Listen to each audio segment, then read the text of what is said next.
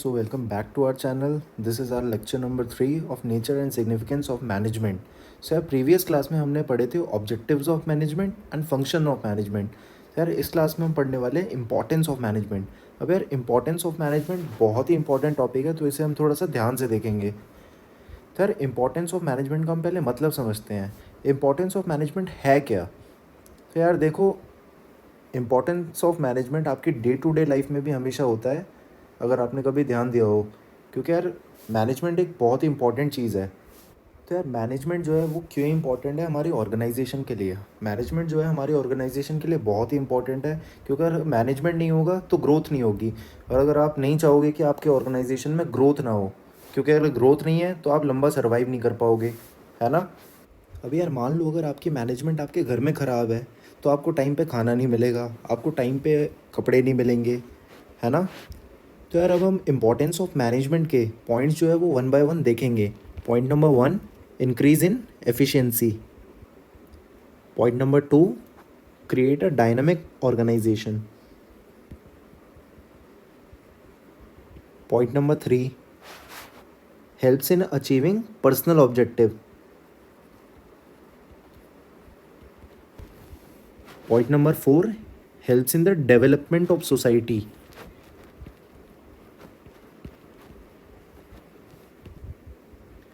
Point number 5, helps in achieving group goals.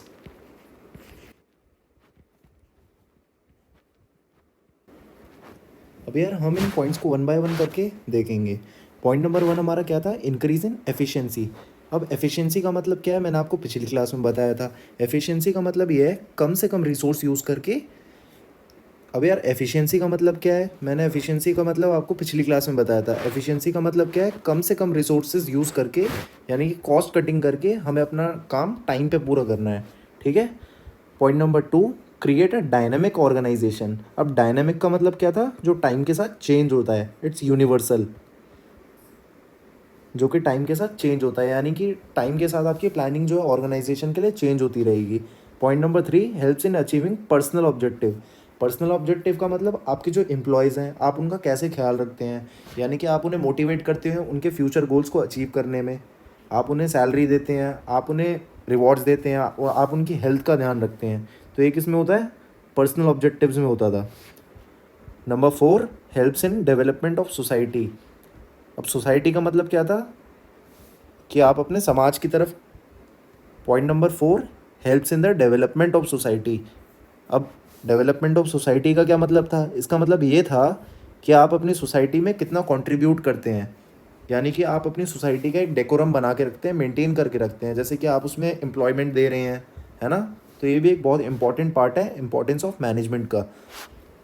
Point number 5, help in achieving group goal. Obviously यार अगर आपके organisation में management अच्छी है तो यार आपके जितने भी एम्प्लॉयज़ हैं उनको हेल्प होगी ग्रुप गोल्स को अचीव करने में. तो यार हमारे ये 5 पॉइंट थे जो कि बहुत इंपॉर्टेंट है इंपॉर्टेंस ऑफ मैनेजमेंट के. तो यार ये एक बहुत अच्छा क्वेश्चन भी आता है, डायरेक्ट क्वेश्चन आता है ये. What are the importance of management. तो यार अब हम इस इम्पोर्टेंस ऑफ मैनेजमेंट के कॉन्सेप्ट को समझने के लिए एक छोटी सी केस स्टडी करने वाले हैं. ये केस स्टडी आपके CUET एग्ज़ाम के लिए इम्पॉर्टेंट तो नहीं है, बट फिर भी आपको ये डीपली समझ आए, इसीलिए हम एक केस स्टडी करेंगे. तो यार मैंने आपको यहाँ पर एक केस स्टडी दे रखी है. आई होप कि आप इस वीडियो को 5 मिनट के लिए पॉज करेंगे और ट्राई करेंगे खुद से. ठीक है. ये इसी कॉन्सेप्ट पे बेस है, इंपॉर्टेंस ऑफ मैनेजमेंट के टॉपिक्स के ऊपर, इन्हीं के ऊपर. ठीक है. तो 5 मिनट के लिए आप इस वीडियो को पॉज करो और ख़ुद से एक बार ट्राई ज़रूर करो. आई होप गाइज आपने ये वीडियो 5 मिनट के लिए पॉज करी होगी और ये केस स्टडी खुद से ट्राई करी होगी. चलिए अब हम इसका सोल्यूशन देखते हैं. तो यहाँ पे क्वेश्चन दे रखा है हमें. Fashion India limited is a chain of ladies garment boutique where most of the work is done manually. Due to coming of international brands in India, the company is finding it difficult to complete on 2 different finishing and embroidery work. The production manager realized that without modern machine, it will not be possible for them to survive for long. The company purchased new high-tech modern machines from Germany. During the production process, the manager observed that the quality of production is not as per standard and very often production is disturb due to the breakdown of machinery. ठीक है, अब यहाँ पर आपने ये देखी होगी, यहाँ पे एक लाइन है, the production manager realise that without modern machine it will not be possible for them to survive for a long, the company purchase new hi tech modern machine. यहाँ पे क्या हुआ, कंपनी ने न्यू हाईटेक मॉडर्न मशीन जो है वो purchase करी। इसका मतलब क्या है, ये हमारा कौन सा वाला पॉइंट आया, point number 2, create a dynamic organisation. ठीक है, तो इसे हम पॉइंट नंबर 1 ले लेंगे, क्रिएट्स अ डायनेमिक ऑर्गेनाइजेशन, यानी कि समय के साथ चेंज हुआ। अब नई टेक्नोलॉजी आई तो उसे नई टेक्नोलॉजी के साथ नई मॉडर्न मशीन परचेज करनी पड़ी जर्मनी से।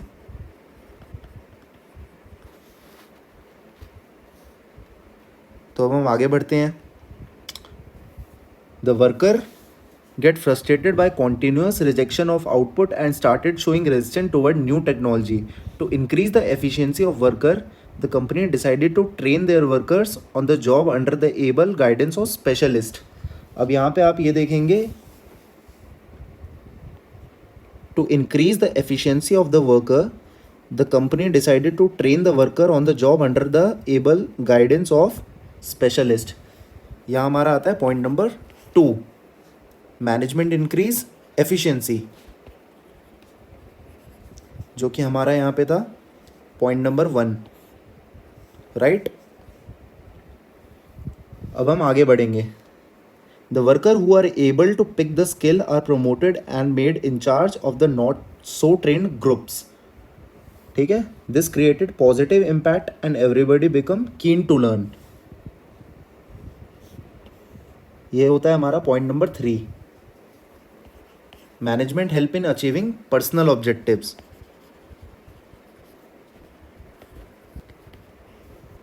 तो ये हमारी एक केस स्टडी थी जिसमें हमने तीनों के तीनों पॉइंट्स जो है वो हाईलाइट कर दिए हैं। ठीक है, अब आप ये करेंगे, जैसे कि मैंने यहाँ पे आपको इम्पोर्टेंस ऑफ मैनेजमेंट में आपको 5 पॉइंट्स पढ़ाए थे, तो उसी से आप क्या करेंगे, इन्हें एलैबोरेट कर देंगे केस स्टडी के अंदर। तो यहाँ आपकी ये केस स्टडी जो है वो सॉल्व होती है। तो यार अब हम पढ़ेंगे नेचर ऑफ मैनेजमेंट। तो नेचर ऑफ मैनेजमेंट कितने टाइप्स के होते हैं, ये होते हैं हमारे 3 टाइप के। नंबर 1 होता है हमारा मैनेजमेंट एज साइंस।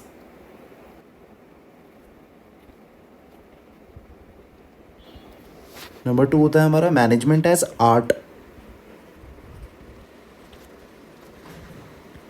और नंबर 3 होता है हमारा मैनेजमेंट एज प्रोफेशन।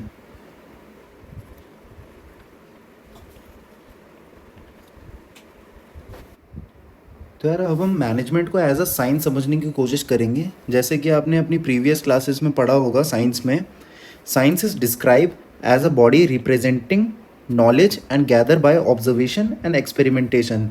यानी किसी भी चीज़ के पीछे की जो साइंस होती है वो 2 चीज़ों पे डिपेंड होती है, ऑब्जर्वेशन एंड एक्सपेरिमेंट। अब जैसे एप्पल जो है वो नीचे गिरा, वो नीचे ही क्यों गिरा, है ना, उसको कई बार ऑब्जर्व किया गया, टेस्ट किया गया, तब जाके हमें उसके प्रिंसिपल्स मिले, which can be verified and based on cause and effect relation। तो अब हम इसके 1 बाय 1 करके इसके 3 पॉइंट्स हैं, इसे समझने की कोशिश करेंगे। Like systematic body of knowledge, it can be understood because of availability of systematic organise knowledge. क्योंकि अब हमारे पास उस चीज़ की नॉलेज है जो कि पास्ट में नहीं थी, कि एप्पल नीचे ही क्यों गिरा, जिससे लॉ ऑफ ग्रेविटी निकला।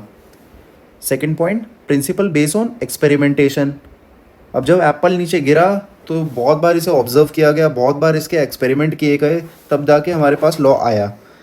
It is first develop by observation and tested through the repeated experimentation under controlled condition. Okay, third आता है हमारा universal validity. Scientific principle have universal validity. Obviously यार, अब ऐसा तो है नहीं ना कि इंडिया में एप्पल जो है नीचे गिरता है और चाइना में ऊपर जाता है, तो ये यूनिवर्सल वैलिडिटी है, हर जगह के लिए सेम। यानी कि जितने भी लॉज हैं हमारे साइंस के वो हर जगह के लिए सेम है। तो यार अब इसका कंक्लूजन क्या है, management is an inexact science.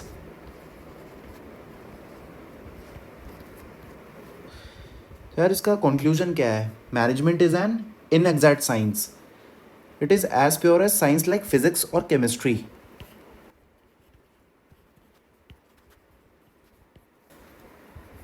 अब हम समझेंगे मैनेजमेंट एज एन आर्ट। अब आर्ट क्या है?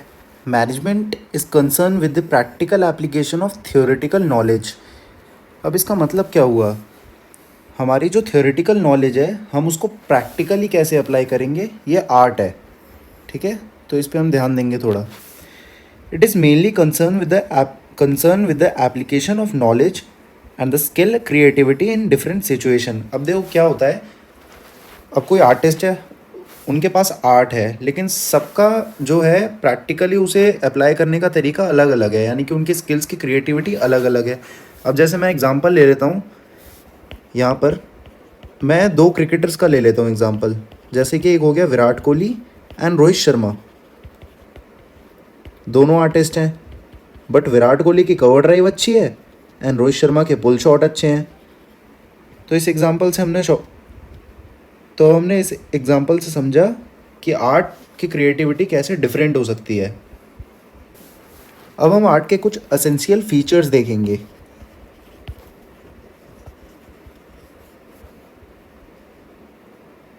Feature number 1, existence of theoretical and practical knowledge.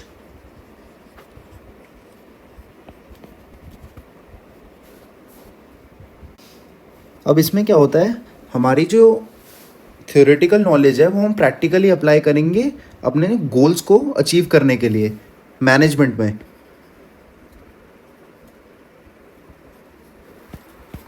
Point number 2, personalised application. अब पर्सनलाइज्ड एप्लीकेशन में क्या है, अब मैनेजमेंट क्या है, एक तरीके से प्रैक्टिस है साइंस की तरह। ये कोई नॉलेज नहीं है, ये एक परफॉर्मेंस है।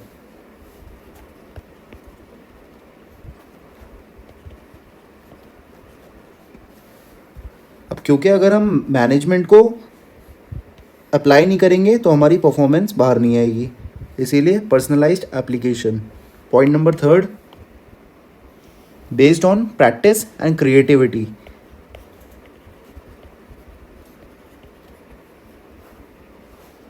अब क्या होता है, आर्ट जो होती है हमारी कांस्टेंट प्रैक्टिस और हमारी क्रिएटिविटी पे डिपेंड होती है।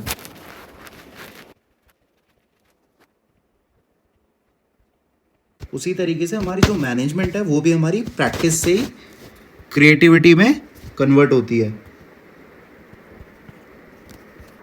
तो यार हमारे ये 3 पॉइंट थे आर्ट एज एन मैनेजमेंट। तो यार अब हम मैनेजमेंट एज अ प्रोफेशन को समझने की कोशिश करेंगे। पहले तो ये वर्ड जो है ये प्रोफेशन, तो कौन होता है एक प्रोफेशनल? हम लोग जिन्हें कंसिडर करते हैं as a doctor, CA, lawyer या फिर टीचर्स, इनकी जो ओनरशिप हो गई या फिर जो इनकी डिग्री हो गई जो ऐसे ही कहीं भी अवेलेबल नहीं होती है ना, तो उन्हें हम कहते हैं प्रोफेशनल्स। तो यार एक प्रोफेशनल बनने के लिए हमें स्पेसिफिक ट्रेनिंग, स्पेसिफिक नॉलेज होनी चाहिए। तो यार अब हम इसे पढ़ने की ऊपर कोशिश करेंगे। The rapid development of business and separation of ownership and management, यानी कि ये ओनरशिप एंड मैनेजमेंट। ओनरशिप का मतलब मालिक लोग अलग हैं, एंड मैनेजमेंट जहाँ ये वर्ड आता है management in the corporate form, यानी कि यहाँ पे आपको एक प्रोफेशनल चाहिए होगा। अब यार हम इनके फीचर्स की बात करेंगे थोड़ा।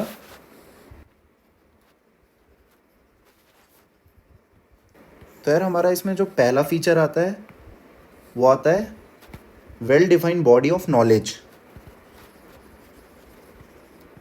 अब यार इसका मतलब क्या है? इसका मतलब ये है, well defined body of knowledge का मतलब ये है कि हमारा जो भी प्रोफेशनल है, चाहे वो डॉक्टर है, लॉयर है, सीए है, उसको अपने प्रोफेशन की पूरी नॉलेज है। ठीक है। सेकंड पॉइंट हमारा आता है रिस्ट्रिक्टेड एंट्री। अब रिस्ट्रिक्टेड एंट्री का क्या मतलब है? इसका मतलब ये है कि जो वो प्रोफेशन है उसके लिए एक वेल डिफाइंड ट्रेनिंग या फिर हमें कोई डिग्री चाहिए होगी, उसे ऐसे ही कोई भी नहीं ले सकता। जैसे कि हमें सीए बनने के लिए ICI, institute of charter accountant of India का एग्ज़ाम जो है वो क्लियर करना होता है। डॉक्टर की डिग्री के लिए हमें एमबीबीएस करना होता है। हमें लॉ की डिग्री के लिए एलएलबी होना चाहिए, इसी तरीके से। देन हमारा थर्ड पॉइंट आता है एथेनिक कोड ऑफ कंडक्ट। अब यार इसमें क्या होता है, इसमें क्या होता है, जितने भी हमारे, अब यार इसमें क्या होता है, इसमें जितने भी हमारे प्रोफेशनल होते हैं वो अपने, तो यार हमारे जो फोर्थ पॉइंट है एथिकल कोड ऑफ कंडक्ट, इसका मतलब क्या है अब, इसमें यह है कि इसमें जितने भी प्रोफेशनल होते हैं, जैसे कि एक डॉक्टर है, एक डॉक्टर है, उसे डॉक्टर बनने से पहले जो है अपनी प्रैक्टिकल ट्रेनिंग करनी पड़ेगी, है ना, तो एक तरीके से वो बाउंडेड है, bounded by a code of conduct. फिर हमारा फोर्थ पॉइंट आ जाता है सर्विस मोटिव। अब सर्विस मोटिव का मतलब क्या है, सर्विस मोटिव का मतलब ये है कि हमारे जो प्रोफेशनल्स है वो अपना काम पूरी ऑनेस्टी के साथ निभाएं। यहाँ हम एग्जांपल लेते हैं एक लॉयर का। अब हमारा अगर एक लॉयर है, उसका एक क्लाइंट है, तो उसे इंश्योर करे कि वो उसको जस्टिस दिलाए। तो यार ये हमारे कुछ फीचर्स थे मैनेजमेंट एज अ प्रोफेशन के। तो यार हमारी जो तीनों चीज़ें हैं, management as science, management as art and management as profession, ये थोड़े इंपॉर्टेंट टॉपिक्स हैं इस चैप्टर के। तो यार इसे आप थोड़ा ध्यान से देखिएगा। तो यार आज की इस वीडियो में हमने क्या क्या किया, तो यार आज की हमने इस वीडियो में पढ़ा importance of management, nature of management, हमने इम्पोर्टेंस ऑफ मैनेजमेंट की एक केस स्टडी भी पढ़ी। तो यार अब हमारा सिर्फ एक टॉपिक रहता है जो कि है कोऑर्डिनेशन, जो कि मैं कवर कराऊंगा आने वाली वीडियो में। तब तक के लिए यार, Siya, have a great day, thank you.